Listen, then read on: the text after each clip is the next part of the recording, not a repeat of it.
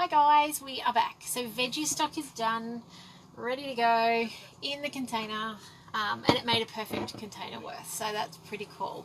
It's so incredibly simple. If you want to be really frugal and waste free, you can of course at the end when you go to clean out your bowl, instead of putting dishwashing liquid in there, just put some water in there, about 500 mils, and whiz it around, and then you've got liquid stock.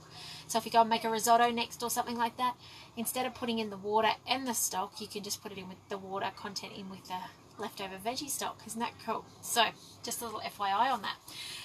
We are now about to whip up our breakfast circles. So we've been eating these for probably about 5 years for breakfast. They're a bread replacement. So my kids really love bacon and eggs for breakfast with some sauerkraut.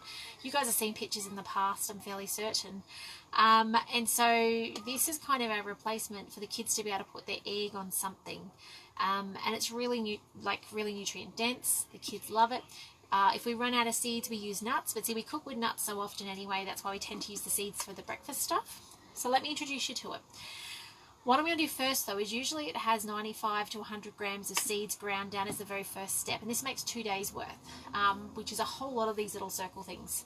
I'm going to make 3 doubled serves worth, mainly so that we don't wake up the caravan park when we blitz these seeds at 6:30 in the morning, right? It's not so bad at home, but when your next caravan's only, I don't know, 10 metres out there, they probably don't want to hear seeds whizzing around in a Thermomix early. So we tend to use the seeds, blitz them up and put them in a bag. So I am going to do triple batch to just start off with the seeds, and then I'll take you through the rest of the process. So I'm going to bring up my scales, got a nice dry bowl, and we're going to weigh in. So I've got sunflower and pepitas. So that's what I'm going to use. We've used walnuts, we've used almonds, we've used a whole lot of selections over the years. We've got this down to a fine art. Even the 7-year-old and the 9-year-old can make this recipe, so which is pretty cool. What am I aiming for? 300. So we're going to put 150 approximately of one and 150 of the other. As I said though, I'm just mixing up, I guess, kind of your equivalent of an LSA, but without the linseeds, the almonds and the sunflower seeds. It's normally an LSA, but you could definitely use an LSA mix if you wanted to buy something pre-made. Wow, I got 150 exactly. I never get that. So yes, you definitely could buy a pre-ground product, but obviously then it's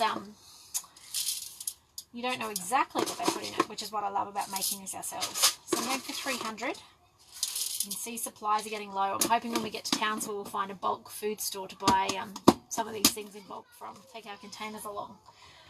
Okay, so this is so simple. This is going to be speed 9 for 10 seconds. So let's go back here.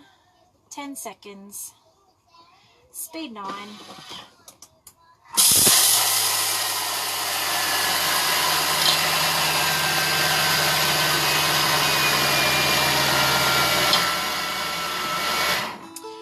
So now I've got my little pouch from the Thermomix mix shop that I've got to earn the other month, which is pretty cool. And I'm just going to decant this into the pouch, but I want to leave 100 grams-ish in the machine to make my first batch, because normally you're just going to use 95 100 grams of the nuts. Yeah, so I've got my scales up. I'm aiming for it to go backwards. Let's see, I want it to be negative 200 because that'll remain 100 grams in the Thermomix. Does that make sense? I know maths isn't my strong point, but oh, look at that. Today is my lucky day. I'm getting everything spot on. So that will leave me. So I've got negative 200. So that means I've got 200 in here and I've got 100 in there. If I really wanted to be tricky and check it, which I probably shouldn't need to, but I could tear it if I knew the weight of my bag and weigh this, and it would be it'll be more than 200 because it's got the 200 plus the bag. Yeah. All right. So that's aside. That will be used on, what day is it today? Saturday. So this mix will go Sunday, Monday. So on Tuesday, this will be what we whip up in the morning. So, and then it'll make 2 days worth as well for us. But we are a family of 6, remember. So you guys probably don't need to make it so often. We have done bigger batches where it lasts 3 days or so, but it's just so easy. So let me show you now how to go on with the recipe. So we're going to put this mix aside. So we've got our awesome ground seeds. Let's put that into a bowl aside. And now we're going to put 3 key ingredients into it. The first one is purple onion. You don't want to use brown onion. Brown onion is not sweet, so it'll be quite nasty tasting. So just put that aside, and we use about 1/3 of an onion, okay? Obviously, purple onions are a bit different depending on which one you pick up in the shop or the markets. Ours, particularly from the markets, are different shapes and sizes. I'm just going to put 1/3 in, okay? Might put a little bit more. That was a kind of a small size 1/3. By the way, let's be truthful, this is actually only the second time I've ever made this recipe. For years, Greg and the boys have been up before me and made this recipe. And I've talked about it over many years with you guys, and now it's my second time. I did it the other day for them when I was doing the same sort of thing. They were out playing and I made up the batch. And then, yeah, I thought, let's do it. Let's make this happen. So now we use 100 grams of zucchini. Okay, so, and I use the end. It's edible, not going to hurt you, okay? In it goes. 100 grams. One more circle. There you go. If you ever come to my house, you'll always see little chunks of this left in the fridge, because then it gets used on the next day, but then someone will not realise they've left a chunk in there, and it becomes the next one after that. So there's always chunks of zucchini in my fridge because we make this so often. Then we've got in here, the next ingredient is sweet potato. No need to peel him or anything, unless there's bad spots on him. And we're putting in, you might want to wash him if you'd like. He has come out of dirt, right? But we're putting in 475 grams. So just chop him up. Probably doing him a little bit small here. I probably don't need to make him quite so small. So 475 grams of sweet potato.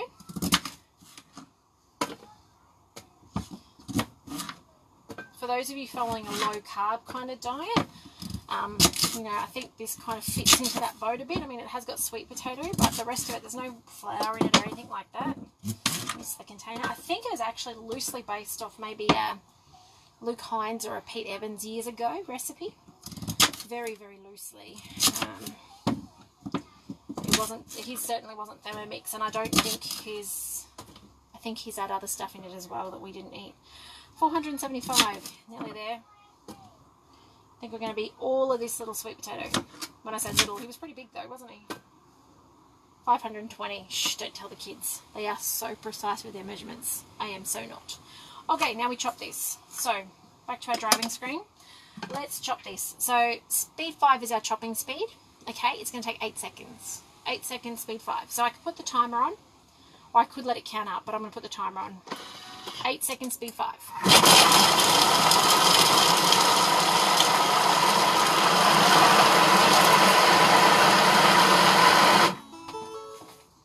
Okay, so next up, I'm going to show you the chop first of all.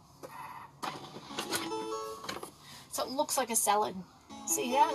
It's that real salad consistency. And now we're going to add to it 4 eggs. You can do 3 if they're large eggs, or maybe duck eggs or something. But actually, before we do that, we're going to put our seed mix back in, okay?